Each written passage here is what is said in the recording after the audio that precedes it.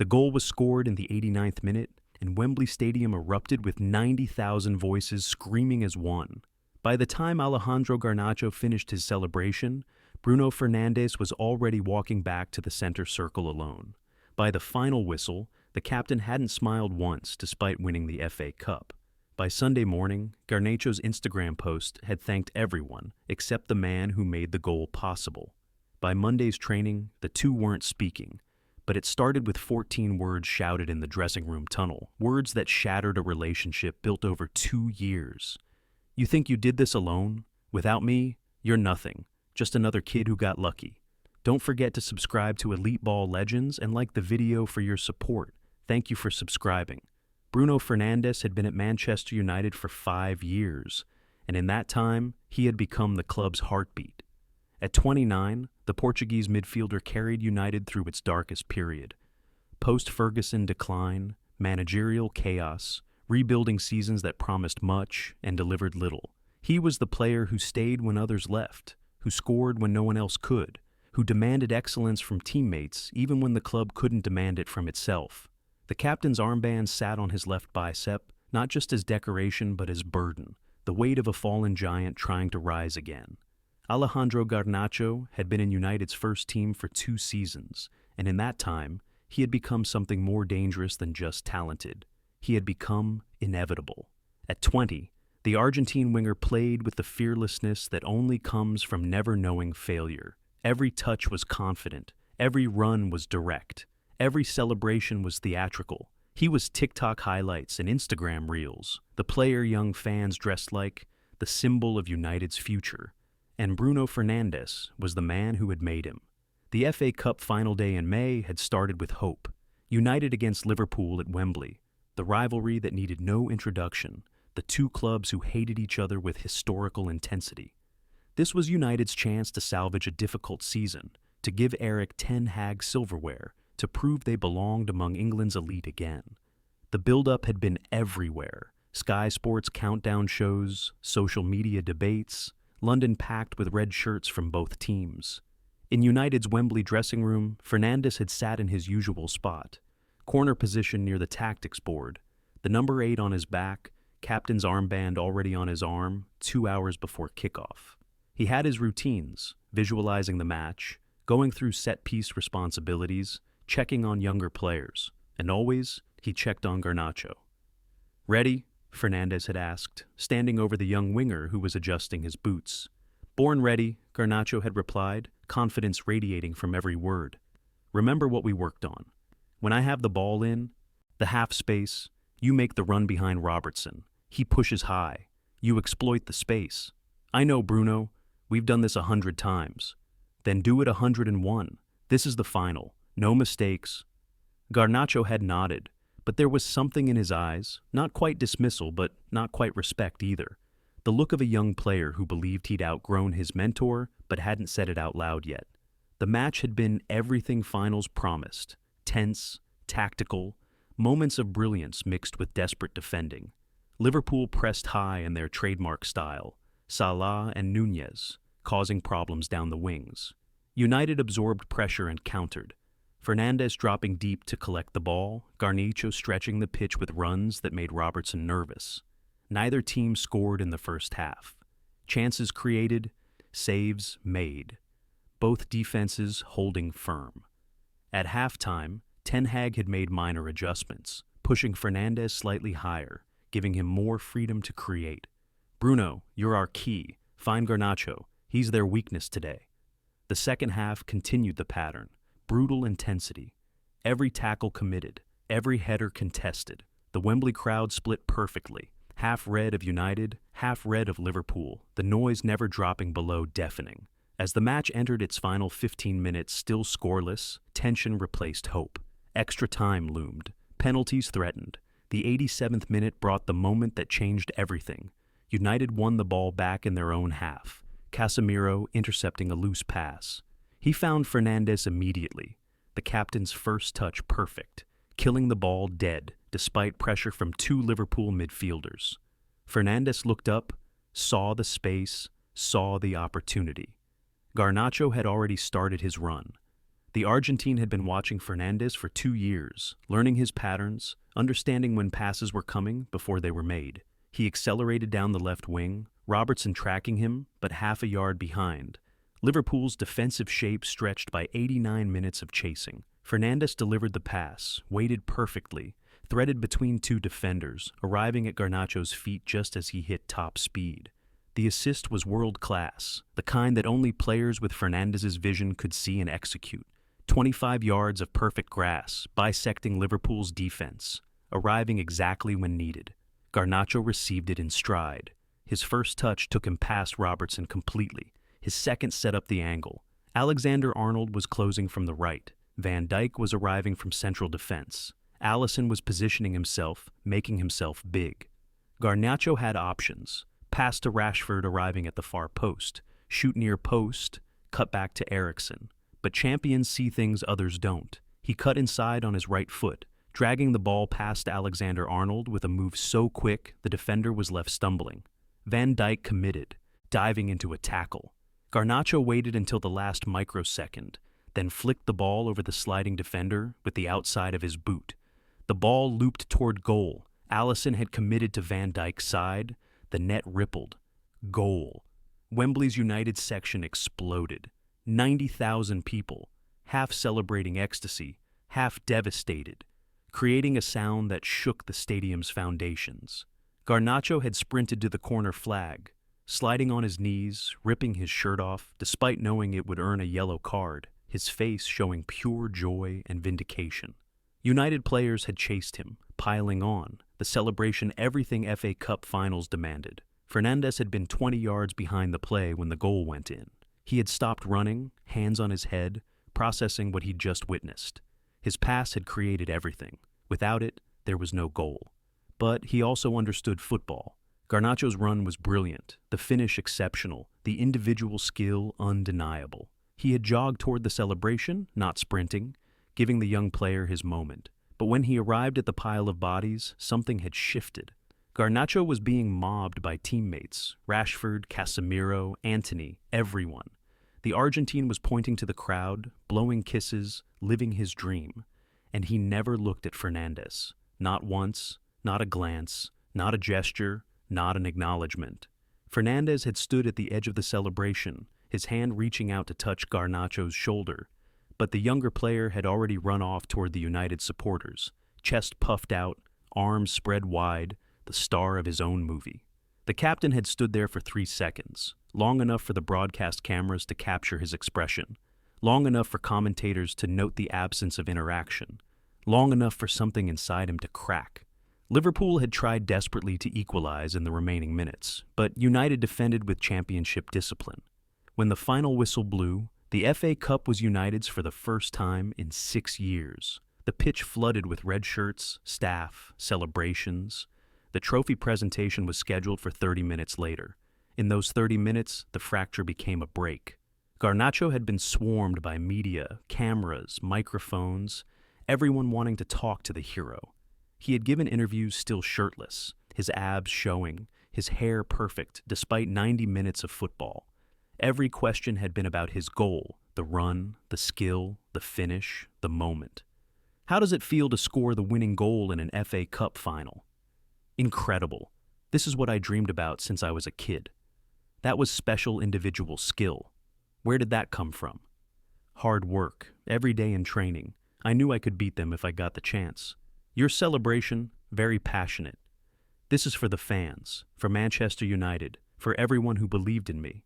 Not once had he mentioned the pass. Not once had he mentioned Fernandes. Not once had he acknowledged that the goal started with someone else's vision. Fernandes had watched from 30 yards away, doing his own media obligations, his answers mechanical and professional. Great team performance. Everyone fought. Garnacho took his chance brilliantly, proud of the lads. But his eyes kept drifting to the young Argentine, who was now posing for photos, flexing, playing to the cameras, the main character of his own highlight reel. The trophy presentation happened on the Wembley pitch.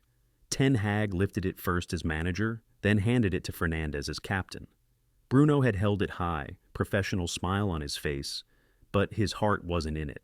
When he passed it to the next player, Casemiro, It eventually reached Garnacho, who held it the longest, posed with it the most, made sure every angle was captured for social media. The dressing room afterward had been chaos, music blasting, champagne spraying, players dancing, staff celebrating, FA Cup winners' medals around every neck. But in the corner, Fernandes had sat at his locker, still in his kit, watching Garnacho hold court, the young winger recreating his goal with hand gestures, teammates laughing, the hero of the hour. Casemiro had noticed. The Brazilian veteran sat next to Fernandes, speaking quietly. He's young. He doesn't understand yet. Doesn't understand what? That football is a team game. That great goals come from great passes. He scored it. It's his moment. You created it. Everyone saw that pass. Did he? Fernandes had gestured toward Garnacho, who was now filming content for United's social media, talking directly to the camera about his goal, his celebration, his feeling. The official team bus back to Manchester had been raucous. More music, more celebrations. Garnacho had live-streamed parts of it on Instagram, showing fans the party, the singing, the trophy. His phone never stopped buzzing. Messages from teammates, family, brands, agents. He was viral. His goal had already been viewed 20 million times. Comparison videos to Maradona were trending. At 20 years old, he had scored a solo goal in an FA Cup final. He was immortal. Fernandes had sat in the back of the bus, earphones in, not listening to music, but blocking out the noise. His phone was quieter. Congratulations from family and friends, professional messages. But he had seen the social media reaction. Every highlight video of Garnacho's goal started with the finish, not the pass. Every analysis praised the individual brilliance, not the vision that created it. In the modern game, the goal scorer was everything. The assister was a footnote. Sunday morning brought Garnacho's Instagram post, a series of photos, the goal celebration, him holding the trophy, the team celebrating, the caption, "Dreams come true at Wembley. Thank you to the fans, my family, the gaffer, my teammates. This is just the beginning. FBA Cup, ja MUFC, Garnacho, Fernandes." Had read it 3 times. My teammates in general. No specific mention of the pass, no tag, no acknowledgement. He had scrolled through the comments, thousands of them, all praising Garnacho, calling him world-class, comparing him to legends. And in those comments, occasionally, someone would mention, "Great pass from Bruno, though." And Garnacho's fans would reply, "Anyone could have made that pass." The goal was all Garnacho. By Sunday afternoon, Fernandes had made a decision. He wouldn't say anything publicly, but privately this needed to be addressed. Respect had been the foundation of their relationship. He had mentored Garnacho since the kid arrived, taught him the tactical details, covered for his defensive mistakes, praised him publicly, defended him in team meetings, and in return, he expected basic acknowledgement, not glory, not credit stealing, just simple recognition that football was collective. Monday's training at Carrington was scheduled for 10 a.m. Fernandes had arrived early, as always. Garnacho's car had pulled in 15 minutes late, the young winger emerging with designer sunglasses, fresh haircut, outfit that cost more than most people's monthly salary. He had walked into the training facility like he owned it, fist-bumping staff, laughing loudly, the man of the moment. In the dressing room, Garnacho's locker was surrounded by teammates offering more congratulations. The goal was still being dissected, still being praised. Fernandes had changed into his training kit quietly, watching, waiting for the right moment. Training had been light, recovery session after the final, mostly stretching and pool work, but the tension was building. During a passing drill, Fernandes had received the ball and looked for Garnacho's run. The young winger had made it, and Fernandes had delivered the pass. Perfect weight, perfect timing. Garnacho had received it, controlled, passed it on. No reaction, no acknowledgement, just mechanical completion of the drill. Lunch afterward in the training facility canteen had been where it started to unravel. Players sat together, the mood still celebratory. Garnacho had been showing his phone around. More social media clips, more reactions, an endorsement deal offer. Look at this. Adidas wants me for their new campaign. The future of football. 3-year deal. That's incredible, Garna, Rashford had said. I told my agent, I want to be the face of United, like Ronaldo was. Fernandes had been 3 seats away, eating in silence. He had heard every word. The confidence had crossed into arrogance, and no one was checking it. That's when he had decided to act. After lunch, as players dispersed to afternoon treatments or headed home, Fernandes had caught Garnacho in the corridor leading to the parking lot. Empty space. Just the two of them. "Alejandro, we need to talk." Garnacho had turned, still smiling. "What's up, Captain?" "Saturday, the goal. That pass." "The pass was good." "Bruno, nice assist." "Nice assist?" Fernandes' voice had been controlled but firm. "That pass created everything. Without it, there's no goal.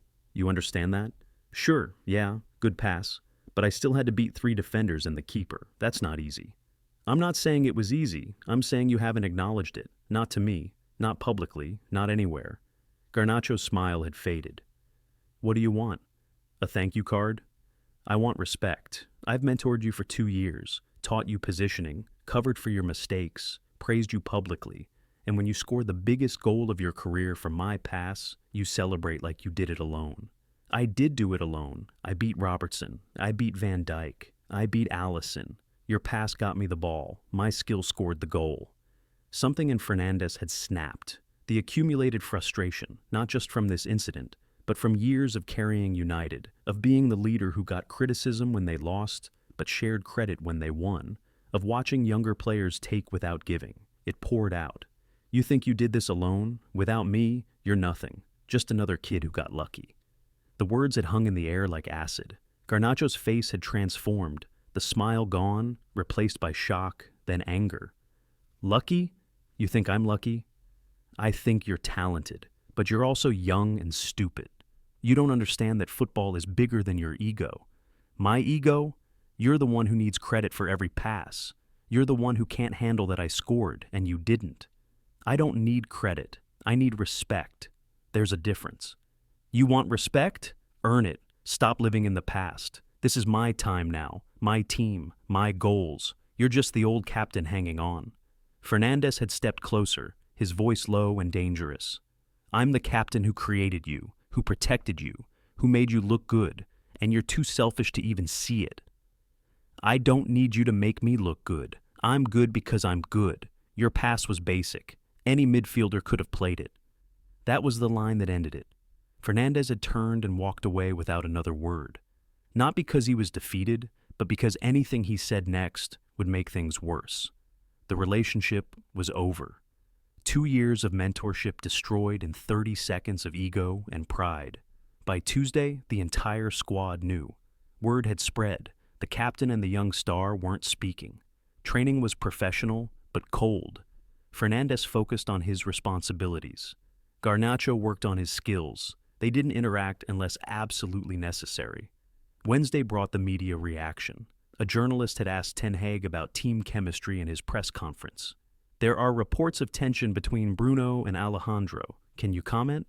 The squad is united. We just won the FA Cup. Normal that sometimes players have discussions. It's part of football." But the story had legs. By Thursday, it was everywhere. Fernandes Garnacho, rift threatens United's summer. Sources: captain unhappy with Garnacho's post-final attitude. Ten Hag faces, dressing room, crisis after cup victory. The articles were speculation, but they were close enough to truth. Unnamed sources, clearly players, confirming that the relationship was strained. Tactical analysts breaking down the assist and arguing whether Fernandes deserved more credit. Social media divided. Older fans siding with Fernandes, younger fans with Garnacho. Friday's training session had been tense. A drill requiring Fernandes and Garnacho to work together. Quick combinations, 1-2s, finishing practice. They executed it mechanically, no communication beyond what was necessary. Other players watched uncomfortably. Rashford tried to make a joke to lighten the mood. It fell flat. Ten Hag had called them both into his office afterward. The manager sat behind his desk, the 2 players on opposite sides. "Gentlemen, I don't care what happened. I don't care who said what. We have a season to prepare for. You 2 must work together." Silence.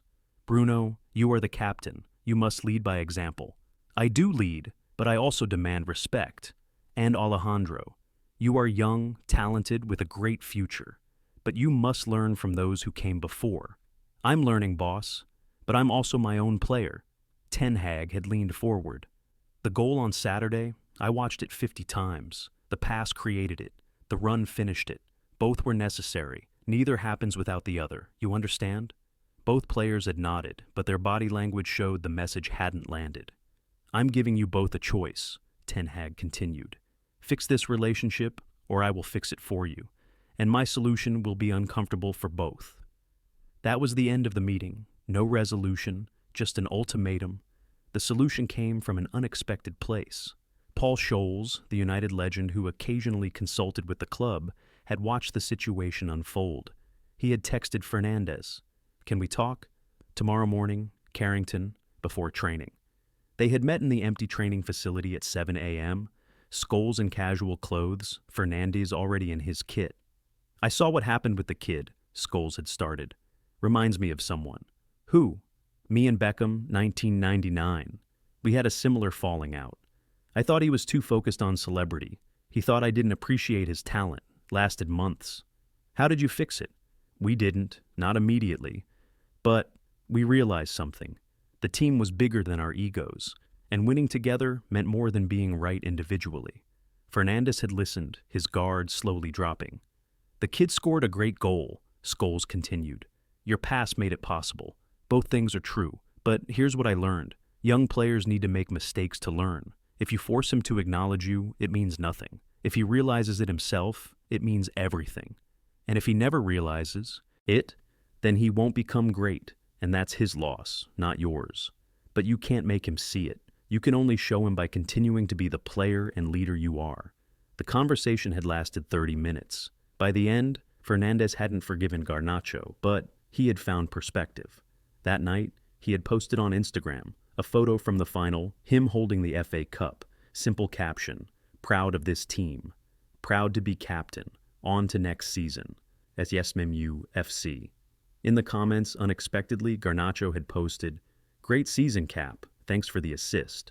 It wasn't an apology, it wasn't full acknowledgement, but it was something. A small crack in the ego, a tiny recognition that football was collective.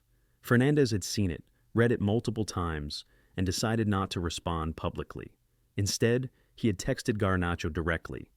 "That goal was world class. You have incredible talent, but talent without humility becomes arrogance. Learn from this." Garnacho's response came 5 minutes later. "I hear you. Still learning. Sorry for being a dick." It was crude, informal, the language of a 20-year-old who didn't have the vocabulary for genuine apology yet. But it was honest. The following Monday, first day of preseason training, Garnacho had approached Fernandes in the dressing room. "Bruno, can I ask you something?" "Yes." "That pass on Saturday. How did you see it? Robertson was tight. Van Dijk was central. The space was tiny." Fernandes had paused, recognizing the question for what it was. Not just tactical curiosity, but an olive branch. "I'll show you. On the pitch. We'll work on it." They had spent 45 minutes after training, just the two of them and a ball, Fernandes explaining his decision-making process. How he scanned before receiving, how he identified defensive weaknesses, how he weighted passes based on runners' speed. Garnacho had listened, really listened, asking questions, taking notes on his phone. At the end, Garnacho had said, "I was an asshole. I got caught up in the moment, in the attention, in thinking it was all about me. I'm sorry. You're young. You'll make mistakes. What matters is learning from them. Will you still give me passes like that?" Fernandes had smiled, the first genuine smile in 2 weeks. "If you keep making those runs, I'll keep finding you." They had shaken hands, not quite friends again, but teammates with mutual respect, slowly rebuilding. The season ahead would test them. The pressure of defending the FA Cup, competing in Europe, challenging for the Premier League. There would be more moments of tension, more goals, more debates about credit and contribution. But they had learned something fundamental. Greatness in football wasn't individual. It was collective, and relationships were worth fighting for, even when ego and pride tried to destroy them. In the end, the goal at Wembley became a legend. Garnacho's solo brilliance captured forever in FA Cup history. But those who understood football knew the truth. Great goals came from great passes, and great teams were built not on talent alone, but on respect, humility, and the willingness to acknowledge that victory was always, always a team effort.